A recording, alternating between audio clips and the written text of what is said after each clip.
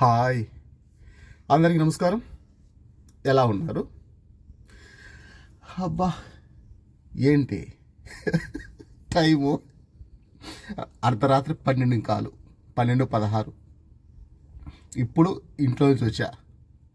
11 గంటలకు నిద్రలేసా. నేను నిద్రపోయిందే లేట్ అయిపోయింది.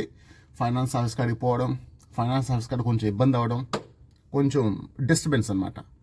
ఏంటి 10,200 కట్టాలంటే నువ్వు 9,200 కడుతున్నావు, కట్టేదే లేటు, మళ్ళీ దానికి 100 రూపాయలు ఫైన్ అని చెప్పి చాలా రకాల డిస్కషన్స్ చేశారు. సరే, బ్యాలెన్స్ 1000 రూపాయలు కట్టడానికి 2 రోజులు టైం అడిగా.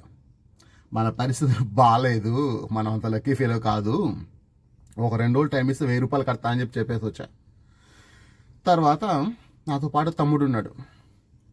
నేను నైట్ డ్యూటీ చేస్తాను కదా, పగులు డ్యూటీ వాడికి ఇద్దామని అనుకున్నా. సమస్య ఏంటంటే ఈ ఆటోని వాడు తోలలేకపోయాడు. వాడికి విపరీతంగా చేతులు నొప్పులు వచ్చేసాయి. కారణం ఏంటి అంటే హ్యాండిల్ లెఫ్ట్కో రైట్కో లాగడం, లేకుంటే బ్యాలెన్సింగ్ కరెక్ట్గా లేకపోవడం, ఇట్లాంటి కొన్ని సమస్యలు. ఇప్పుడు వాడికి ఈ సమస్యలంతా రెడీ చేసేవాళ్ళంటే ఈ హ్యాండిల్ ఒక్కదానికోసం 5,000 రూపాయలు ఖర్చు పెట్టాలి. ఫోర్క్ బెండ్ తీపించాలి, తర్వాత ఫోర్క్లు కోన్లు కప్పులు ఇవన్నీ మార్పించాలి.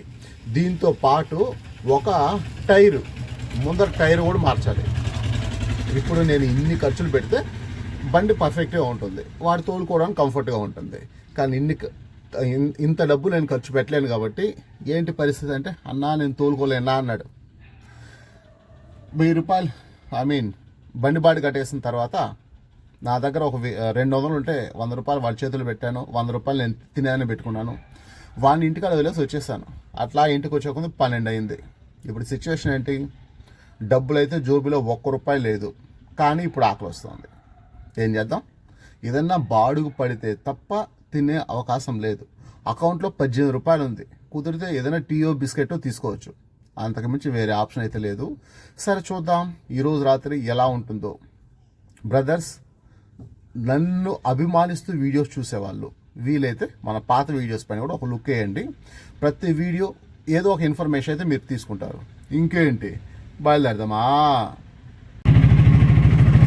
నా వీడియోస్ ఎవరైనా ఫుల్గా చూస్తున్నారు అంటే నాకు తెలిసి వాళ్ళు తోపులు అని నాకు అనిపిస్తుంది. ఎందుకంటే వాళ్ళకు ఖచ్చితంగా విచక్షణ పనిచేస్తుంది. ఏది మంచో ఏది చెడో వాళ్ళకు తెలుసు. వాళ్ళు మనుషులు. వీడియోలు ఫుల్గా చూస్తున్నారంటే నిజంగా వాళ్ళు కడుపుకు అన్నం తినేవాళ్ళు నా ఉద్దేశం. ఏంటి బ్రదర్, ప్రజలపై నువ్వు ఇంత పెద్ద నిందేస్తాడు? ఆఫ్టర్ ఆల్ నీకు బోచ్లో ఉండే 200 సబ్స్క్రైబర్స్, దీనికోసం నువ్వు అంత మాట అంటావా అని చెప్పి మీరు అనుకోవచ్చు. ఎందుకంటే నన్ను అభిమానిస్తున్నారు అంటే సిచ్యువేషన్ను కరెక్ట్గా అర్థం చేసుకుంటారు. నన్ను ఫాలో అవుతున్నారంటే అమ్మను అమ్మగా, చెల్లిని చెల్లిగా, అక్కనుగా, కుక్కనుగా చూస్తారు. అంతేగాని కుక్కలో దేవుళ్ళు చూసేటువంటి స్వభావం ఉండదు అని నా అభిప్రాయం. ఇంతకీ ఈ సోది కథలంతా ఎందుకు అంటే, మీరు నన్ను రెగ్యులర్గా ఫాలో అవుతున్నారు, నా వీడియోస్ చూస్తున్నారు, ఖచ్చితంగా సంవత్సరం నుంచి ఫాలో అవుతున్నారు అంటే నేను మీకు ఒక్క విషయం గుర్తు చేస్తాను. ఆ విషయం మీరు విన్న తర్వాత మీ బ్రెయిన్ మైండ్ బ్లాక్ అయ్యి, రెడ్ అయ్యి, ఎల్లో అయ్యి, బ్లూ అయ్యి, ఎటు కాకుండా ఏదో కలర్లో కలిసిపోతుంది. ఏంటి అంటే, నాలో ఉన్నటువంటి అపరిచితుడిని మీరు చూసుంటారు. అపరిచితుడు అంటే ఇప్పుడు ఒకలా ఉంటాడు, నెక్స్ట్ ఇంకొకలా ఉంటాడు, నెక్స్ట్ ఇంకొకలా ఉంటాడు. వాడే అపరిచితుడు. సోది కథలు కాకుండా పాయింట్కి రా అనేటువంటి మీరు మళ్ళీ మాట్లాడచ్చు. సరే, డైరెక్ట్గా పాయింట్కి వస్తే, చాలా రోజులకు ముందు హిందీ వాళ్ళు మా తెలుగు రాష్ట్రాల్లో వ్యాపారం చేసుకుంటున్నారు, మాకు గౌరవం ఇవ్వడం లేదు, హిందీ వాళ్ళ వల్ల మాకు వ్యాపారాలు సరిగ్గా జరగడం లేదు అనేటువంటి ఒక వీడియో మీరు చూస్తుంటారు. అంటే ఇక సమస్య నేనేం చెప్తున్నాను, హిందీ వాళ్ళ వల్ల సమస్య, దానివల్ల లోకల్ వ్యాపారులు దెబ్బతింటున్నారు అని. అది నిజమే. తర్వాత కరెక్ట్గా 2-3 రోజులకు ముందు ఒక వీడియో వచ్చింది. దాంట్లో ఏం రా అంటే, నేను తిరుపతి వాడిని, నేను తిరుపతిలో ఆటో తోలుకుందాం అనుకుంటే చుట్టుపక్కల వాళ్ళందరూ వచ్చిందన్న తిరుపతిలో ఆటో తోలుకుంటున్నారు. లోకల్ వాళ్ళైనటువంటి నాకు నాన్ లోకల్ ఆటో డ్రైవర్ల వల్ల దెబ్బ పడుతుంది అని చెప్పాను నేను. మీరు నేను చెప్పేది జాగ్రత్తగా అర్థం చేసుకోండి. అర్థం కాకపోతే కామెంట్ చేయండి, ఓకేనా? ఈ 2 సంఘటనలు పక్కన పెట్టుకుందాం. ఇప్పుడు హిందీ వాడితో నాకు సమస్య అంటే అప్పుడు నేను తెలుగుని ప్రోత్సహించాలి. సార్ ఇక్కడ తెలుగు వాడితో సమస్య అంటే అది ద్వంద్వ వైఖరి అవుతుంది. ఇప్పుడు హిందీ వాడు నాకు వద్దు, తెలుగుడు కావాలా, కానీ నా సొంత సంపాదన దగ్గరకు వచ్చే కొద్దికి లోకల్ నాన్ లోకల్ అని వస్తుంది. అంటే బయట ఊరోడు వచ్చిందన్న మా ఊర్లో బండి తోలుతాను కాబట్టి నాకు సమస్య అని చెప్పారు. సరే, ఇక దీన్ని మనం ఇంకా షార్ట్ ఫామ్ చేసుకుంటే తిరుపతిలో కొన్ని ఏరియాస్ ఉంటాయి. ఆ ఏరియాకి వెళ్ళినప్పుడు అంటే సార్ డైరెక్ట్గా చెప్పేస్తా, జీవకోన రాజీవ్ గాంధీ కాలనీ ఈ 2 ఏరియాలకు వెళ్ళినప్పుడు తిరుపతిలో ఉండేటువంటి ఏ డ్రైవర్ అయినా సరే కనీసం టికెట్లు ఎక్కించుకుంటే కూడా నీ ఏరియాలో నువ్వు ఎక్కించుకో, ఇక్కడెక్కడ టికెట్లు ఎక్కించాను గొడవ జరుగుతుంది. అంటే ఏంటి, లోకల్ నాన్ లోకల్ దగ్గర నుంచి ఆఖరికి లోకల్లోకి వచ్చిన తర్వాత ఊరి తగాదాగా మారుతుంది. సరే, ఊరి తగాదా అని అనుకుంటే మనం వీధుల దగ్గరకు వచ్చేస్తాం. వాళ్ళ వీధిలో అతి పెద్ద వినాయకుని పెట్టారు, మా వీధిలో చిన్న వినాయకుని పెట్టారు, వాళ్ళ వీధిలో పెద్ద సౌండ్లు వస్తున్నాయి, మా వీధిలో పెద్ద సౌండ్లు వస్తున్నాయి అని చెప్పిందన్న. లోకల్ నుంచి ఊరికి వచ్చింది, ఊరి నుంచి వీధికి వచ్చేసింది. అటు తర్వాత వీధి నుంచి ఇంకాడికి వచ్చింది, ఇంటికి వచ్చేసింది. పక్కింటోళ్ళు వాళ్ళు కారు తీసుకున్నారు, బైక్ తీసుకున్నారు, లేకుంటే వాళ్ళ ఇంటికి చుట్టాలు వచ్చారు, వాళ్ళ ఇంటికాడ పార్కింగ్ ప్లేస్ లేదని మా ఇంటికాడ పెడతారని చెప్పి గాలి తీసేటువంటి స్థాయికి వెళ్ళిపోయింది. అంటే నాన్ లోకల్ నుంచి లేకుంటే వేరే భాష నా భాష అనేది ఒక స్టార్ట్ అయింది. అక్కడి నుంచి లోకల్ నాన్ లోకల్కి వచ్చింది, అక్కడి నుంచి మీ ఊరు మా ఊరికి వచ్చింది, అక్కడి నుంచి మీ వీధి మా వీధికి వచ్చింది, అక్కడి నుంచి మీ ఇల్లు మా ఇల్లుకి వచ్చింది. ఇప్పుడు దీన్ని మనం జాగ్రత్తగా అర్థం చేసుకుంటే మనిషికి వాడు మాత్రమే ఇంపార్టెంట్, వాడు బతకడం మాత్రమే ఇంపార్టెంట్, మిగతా ప్రపంచంలో వాడికి ఏది ఇంపార్టెంట్ కాదు. అలా ఇది రియాలిటీ. కానీ ఈ రియాలిటీలోంచి ఒక వ్యక్తి బయట వచ్చి నేను సమాజాన్ని ఉద్ధరించేస్తాను, నేను ప్రజలకు న్యాయం చేసేస్తాను, ప్రజలతో పక్కన నేను నిలబడతాను, ప్రజలతో పోరాడతాను అని ఎవడన్నా ఒక నాయకుడు వస్తే అప్పుడు ఆ నాయకుడు ఏం చేయాలా? మా పక్కిల్లు అనేటువంటి మాటను వదిలేయాల, మా ఎదురిల్లు అనే మాట వదిలేయాల, మా వీధి మీ వీధి అనే మాట వదిలేయాల, లోకలు నాన్ లోకల్ అనే మాట వదిలేయాల, నీ భాష వేరే నా భాష వేరే అని మాట వదిలేయాల. అంతే కదా.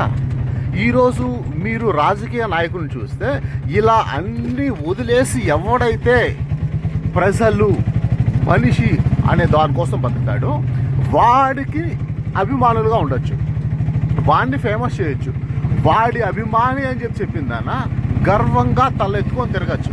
కానీ ఎవడైతే మీ భాష వేరే మా భాష వేరే అని చెప్పి భాషలపైన యుద్ధం చేస్తాడు, మీ ప్రాంతం వేరే మా ప్రాంతం వేరే అని చెప్పి ప్రాంతాలపైన యుద్ధం చేస్తాడు, మీ కులం వేరే మా కులం వేరే, మీ మతం వేరే మా మతం వేరే అని చెప్పి మతాల రంగు పులుముకుంటాడు, అట్లాంటి కుక్కలను ఈరోజు మనం నెత్తిపైన పెట్టుకుంటాను, వాళ్లకు జేజేలు కొడుతున్నాం. అది భారతదేశంలో ఉండేటువంటి ఏ రాజకీయ పార్టీలో అయినా సరే ఉండొచ్చు ఇలాంటి కుక్కలు. మనం గమనించాల్సింది ఇది కుక్క అని తెలిసినప్పుడు అలాంటి కుక్కకు భజన చేసే పని చేయకూడదు. రియాలిటీలో మనుషులుగా బతకాలి. ఎవరికి ఫైనల్గా వాడు మాత్రమే ఇంపార్టెంట్, వాడి పరిస్థితికి అనుకూలంగా వాడు ఎన్నైనా మాట్లాడచ్చు, అది మాత్రమే ఇంపార్టెంట్. అలాంటప్పుడు నేను వాడి అభిమాన్ని, లేకుంటే నేను టీడీపీ అభిమాన్ని, నేను జనసేన పార్టీ అభిమాన్ని, నేను వైసీపీ అభిమాన్ని అని అనుకుంటే ఏ రాజకీయ పార్టీ కనీసం మనం కష్టంలో ఉంటే మన వైపు ఎగాదిగా కూడా చూడవు. ఎందుకంటే వాళ్ళకి రాజకీయాల కోసం వాళ్ళు ఎన్నో రకాల ఎత్తుగడలు చేస్తారు, మనల్ని మోసం చేస్తారు, మనల్ని వాళ్ళ వైపు తిప్పుకునేదానా వాళ్ళ స్వార్థ ప్రయోజనాల కోసం ఎన్నో చేస్తారు. ఇప్పుడు ఒక సినిమా ఒకటి ఉంది, సినిమా రాబోతుంది. ఆయన ఒక ఎమ్మెల్యే, 5 సార్లు ఎమ్మెల్యేగా గెలిచాడు. కానీ ఇప్పటికి కూడా ఆయన సొంతంగా ఎమ్మెల్యేగా గెలిచినా సరే పార్లమెంటుకు లేకుంటే అసెంబ్లీకి, ఏదో నాకైతే కరెక్ట్గా ఐడియా లేదు, పొరపాటు ఉంటే క్షమించండి, ఆయన ఎమ్మెల్యేలకు సంబంధించి మీటింగ్ జరుగుతుంది కదా, అక్కడికి వెళ్ళేటప్పుడు జాగ్రత్తగా సైకిల్లో వెళ్ళేవాడంట, బస్సుల్లో వెళ్ళేవాడంట. ఇప్పటి పరిస్థితులకు అతి కష్టం పైన ఆయన కనీసం ఆస్తులు పాస్తులు కూడా ఏం లేవంట. గుర్తొచ్చింది, ఆయన పేరు గుమ్మడి నరసయ్య. మీరు కావాలంటే గూగుల్ చేయండి, యూట్యూబ్లోకి వెళ్ళి చూడండి.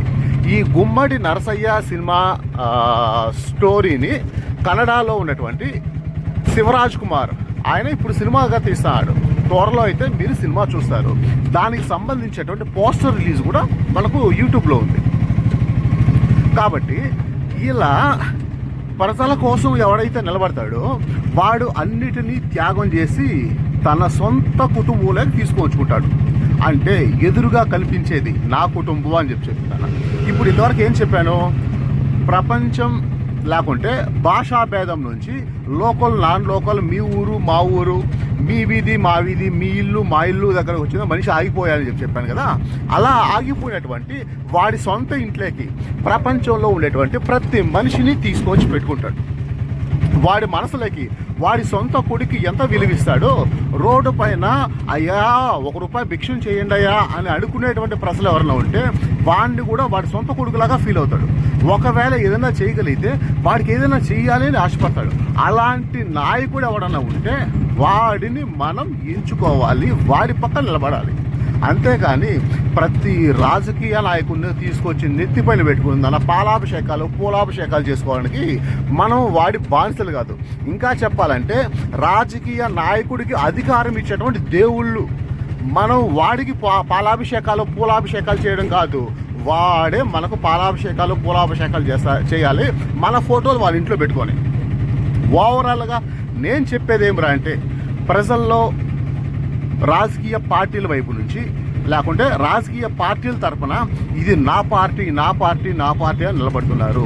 ప్లీజ్ దయచేసి ఏ పార్టీని సపోర్ట్ చేయకండి. న్యూట్రల్ దృష్టితో చూడండి. ఎవడు మంచి చేస్తే వాడికి అధికారం ఇస్తాం, ఎవడు చెడ్డ చేస్తే వాడిని అధికారం తగ్గించేస్తాం. ప్రజలకు కష్టాలు క్షేమాలు అర్థం చేసుకునేటువంటి ఏ నాయకుడిని ఉపేక్షించేది లేదు. కాబట్టి ఎవడు కానీ వాడి పన్నోడిని తీసుకువచ్చి ఇంట్లో పెట్టుకోడు, పన్నోడికి ఎక్కువ విలువివ్వడు. కాబట్టి ప్రతి రాజకీయ నాయకుడు, అధికారంలో ఉండేటువంటి ప్రతి రాజకీయ నాయకుడు వాడు మన పనోడు, మనం యజమాని, వాడు మన పనోడు.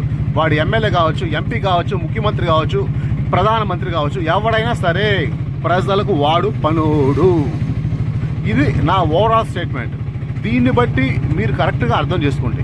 ఎవరికి భజన చేయకండి.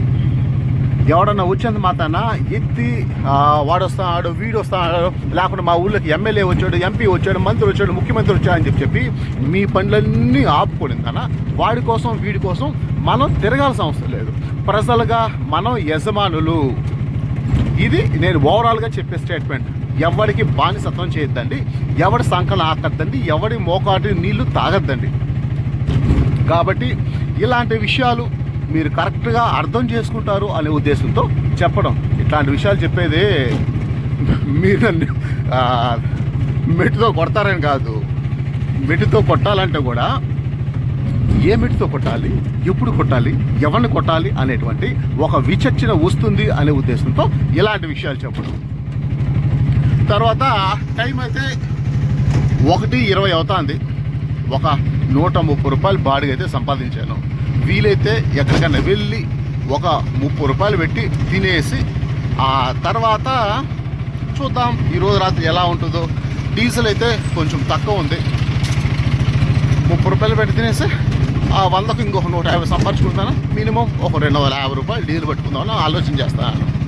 చూద్దాం ఈరోజు తెల్లవారితో లోపల ఏం జరుగుతుందో అన్నది.